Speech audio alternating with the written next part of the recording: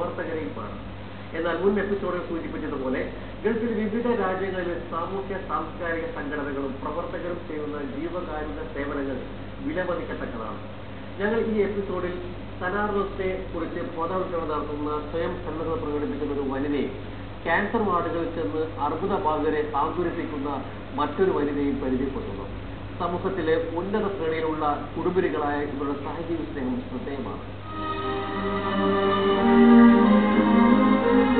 ഇത് പ്രേമി മാത്യു, ദുബായിലെ കോളേജ് അധ്യാപിക.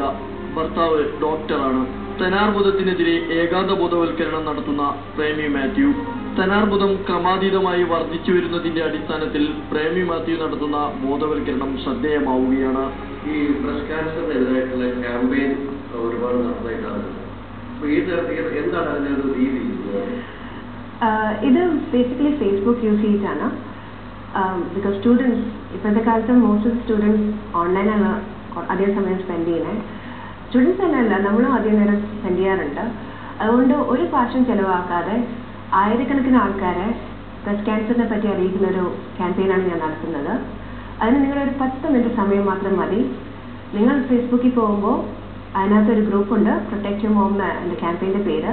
ആ ഗ്രൂപ്പിലേക്ക് നിങ്ങളുടെ ഫ്രണ്ട്സിനെ ആഡ് ചെയ്താൽ മതി.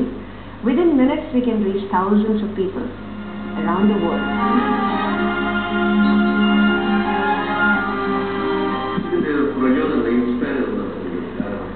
ക്യാൻസർ എന്ന് പറഞ്ഞാൽ നമ്മൾ വിചാരിക്കും നമുക്ക് സംഭവിക്കില്ല എന്നാണ്. പക്ഷെ ഇപ്പോൾ 1 out of 8 ladies end up with breast cancer, and that is the statistics. നമ്മുടെ നാട്ടിൽ എല്ലാവരും വളരെ കൂടുതലായിരിക്കും. അൺറിപ്പോർട്ടഡ് കേസസ് ഇഷ്ടംപോലെ ഉണ്ടാവും.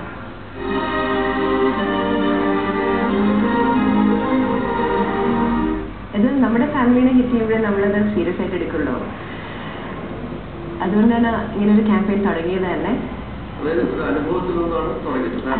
ഫാമിലി അനുഭവത്തിൽ നിന്ന് തുടങ്ങിയത്. അതെ അതെ, ബിക്കോസ് നമ്മുടെ നാട്ടിൽ പുറത്ത് എല്ലാ കൊല്ലം മാമോഗ്രാം ചെയ്യണം എന്നുള്ളത് കമ്പൽസറിയാണ്. നമ്മുടെ നാട്ടിൽ മാമോഗ്രാം എന്താണെന്ന് പോലും ലേഡീസിന് അറിയത്തില്ല. ഒരു സെൽഫ് എക്സാം പോലും എന്താണെന്ന് അറിയത്തില്ല. ഒരു 10 മിനിറ്റ് സെൽഫ് എക്സാം ചെയ്യുകയാണെങ്കിൽ ക്യാൻസർ നേരത്തെ നമുക്ക് കണ്ടുപിടിക്കാം, നമുക്ക് തന്നെ കണ്ടുപിടിക്കാം, വിതൗട്ട് പേയിങ് എനി മണി. അതിനകത്ത് ഒരു രൂപയുടെ പോലും എക്സ്പെൻസ് ഇല്ല. അത് പ്രൊമോട്ട് ചെയ്യാനാണ് ഈ ക്യാമ്പയിൻ. അത് കുഴപ്പമെന്ന് വെച്ചാൽ നമുക്ക് സമയം ഉണ്ടാവില്ല. പക്ഷെ നമ്മുടെ സ്റ്റുഡൻസിനെ ഇപ്പം ടാർഗറ്റ് ചെയ്യുന്നത് അതുകൊണ്ടാണ്. അവർ പറഞ്ഞ അമ്മമാർ കേൾക്കും. ആൻഡ് അവരെ റീച്ച് ചെയ്യാൻ വളരെ എളുപ്പമാണ് ത്രൂ ഫേസ്ബുക്ക്.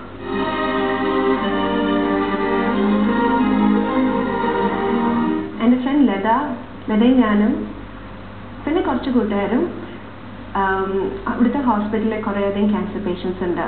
അവരുടെ ചില കഥകളൊക്കെ വളരെ ദയനീയമാണ്. So she will be talking about some of the patients who really need your help in terms of time. നിങ്ങളുടെ സമയമായാലും മതി. ബിക്കോസ് ക്യാൻസർ വാർഡിൽ ഒറ്റയ്ക്ക് 32 വയസ്സായ കുട്ടിയുണ്ട് അവിടെ. കഴിഞ്ഞ 5 കൊല്ലമായിട്ട് ക്യാൻസർ ബാധിച്ച് ഹോസ്പിറ്റലിൽ വരുന്നത്. ഒറ്റയ്ക്കാണ്. ഒരു ബ്രദറുണ്ട്, അവർക്ക് പ്രത്യേകിച്ച് അവരിൽ ഇൻട്രസ്റ്റ് ഇല്ല. ബിക്കോസ് ഇപ്പോൾ കാശ് കൊടുക്കത്തില്ല. അതുകൊണ്ട് ആ കുട്ടി ഒറ്റയ്ക്ക് വരും, കീമോതെറാപ്പി ചെയ്യും, പോവും. ഇങ്ങനത്തെ കുറേ കേസുണ്ട്. If you have time, even 1 മണിക്കൂറാണെങ്കിലും വാർഡിൽ പോയിട്ട് അവരുടെ കൂടെ ഇരിക്കുകയോ അവരുടെ ഡിസ്ചാർജ് പ്രൊസീജിയർ ഹെൽപ്പ് ചെയ്യുകയാണെങ്കിൽ it makes lot of difference. ഇനി ലതാ സിബിയെ കുറിച്ച് ഒരു അർബുദ രോഗിയായ സുഹൃത്തിനെ സന്ദർശിക്കാൻ ക്യാൻസർ വാർഡിൽ ചെന്നപ്പോൾ അവിടെ കണ്ട രോഗികളുടെ ദയനീയ അവസ്ഥ തന്നെ വേദനിപ്പിച്ചതായി ലതാ സിബി പറഞ്ഞു. ഇതിനുശേഷം ആഴ്ചയിൽ തനിക്ക് സമയം ലഭിക്കുമ്പോൾ ക്യാൻസർ വാർഡിൽ പരിചയമില്ലാത്ത രോഗികൾക്കിടയിൽ സ്വയം സന്നദ്ധയായി സേവനം നടത്തുകയാണ് HSBC ബാങ്കിലെ മുൻ ഉദ്യോഗസ്ഥയായ ലതാ സിബി. ഭർത്താവ് തിരക്കേറിയ ബിസിനസ്സുകാരൻ. വ്യക്തി ജീവിതത്തിൽ തനിക്ക് ലഭിക്കുന്ന അല്ലെങ്കിൽ ലഭ്യമാകുന്ന മണിക്കൂറുകളും ദിവസങ്ങളും ക്യാൻസർ വാർഡിൽ സ്നേഹവും സാന്ത്വനവും അത്യാവശ്യ സാമ്പത്തിക സഹായം നൽകിവരുന്ന ലതാ സിബി ഇതൊക്കെ സാമൂഹ്യ ബാധ്യതയുടെ ഭാഗമായി കാണുന്നു. ലതാ സിബി അവിചാരിതമായി ക്യാൻസർ വാർഡിലെത്തി രോഗികളെ നേരിൽ കണ്ടതു തൊട്ട് തന്റെ ജീവിതത്തിലെ വലിയ ഭാഗം ക്യാൻസർ രോഗികൾക്കായി ചെലവഴിക്കുന്ന ലതാ സിബി. HSBCയിലെ ഉന്നത ഉദ്യോഗസ്ഥയായിരുന്ന ലതാ സിബി ഇപ്പോൾ കുടുംബിനി മാത്രമാണ്. സ്വന്തം കുട്ടികളെ പരിപാലിക്കുമ്പോൾ തന്നെ ചുറ്റുപാടുകളിലെ വേദനയും ആകുലതയും സ്വയം ഉൾക്കൊള്ളുന്ന ലതാ സിബി.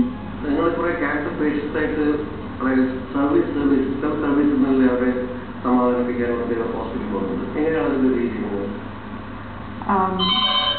എൻ്റെ ഒരു സുഹൃത്തിന് സ്കൂളിലാതെയായിട്ടാണ് ക്യാൻസർ ഡിറ്റക്ട് ചെയ്തപ്പോഴാണ് ഇവിടെ ഹോസ്പിറ്റൽ അഡ്മിറ്റ് ആയപ്പോൾ നാട്ടിൽ നിന്ന് വരാനൊക്കെ ആളുകൾക്ക് ബുദ്ധിമുട്ടാണ്. വന്ന് രോഗിയുടെ കൂടെ നിൽക്കുക, വേണ്ട സഹായങ്ങൾ ചെയ്തു കൊടുക്കുക. പിന്നെ എസ്പെഷ്യലി കീമോ മരുന്ന് കയറിക്കൊണ്ടിരിക്കുന്ന സമയത്ത് they feel like dizzy and fall asleep. അപ്പം ആ സമയത്ത് അവരുടെ കൂടെ ഇരിക്കുക. മരുന്ന് ലീക്ക് ചെയ്താൽ തന്നെ അത് ഭയങ്കര ഡേഞ്ചറസ് ആണ്. Because these are all very strong medicines which is entering the body.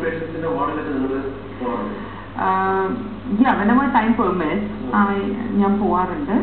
Like കുറച്ച് നേരം അവരോട് സ്പെൻഡ് ചെയ്യും. പിന്നെ ഈ ചിലപ്പോൾ ചിലർ തനിച്ചായിരിക്കും വന്നിരിക്കുന്നത്, ചിലർ ഹസ്ബൻഡുമാരെ വേറെ ആരും ഇല്ല വന്നത്. ഇപ്പോൾ ഭാര്യയ്ക്ക് especially regarding breast cancer now I am like talking about especially ladies വാർഡിൽ. അപ്പം മെൻ വന്ന് നിൽക്കേണ്ട, ഹസ്ബൻഡ്മാർ വന്ന് നിൽക്കേണ്ട ഘട്ടങ്ങളുണ്ട്. പക്ഷെ ഇവിടുത്തെ അവസ്ഥ വെച്ചിട്ട് ജോലി കാര്യങ്ങളൊക്കെ വെച്ചിട്ട് പലർക്കും വന്ന് നിൽക്കാൻ പറ്റില്ല. Like but they sacrifice the day. ഈ അസുഖം ആയതുകൊണ്ടായിരിക്കാം ഭർത്താക്കന്മാർക്ക് ലീവ് കൊടുത്തിട്ടുണ്ടാകും. ചിലപ്പോൾ ചില കേസുകളിൽ അവർ വരും. പിന്നെ ചില കേസുകളിൽ ഞാൻ കണ്ടിട്ടുണ്ട് ചിലപ്പോൾ നടക്കാൻ ബുദ്ധിമുട്ടുള്ളവരുണ്ട്. അപ്പോൾ അവരൊന്ന് ഹെൽപ്പ് ചെയ്യുക ബാത്റൂമിലേക്ക് പോകുമ്പോൾ, ബാത്റൂമിൽ നിന്ന് വരുമ്പോൾ. പിന്നെ ഡിസ്ചാർജ് സ്ലിപ്പ് ഇതെല്ലാം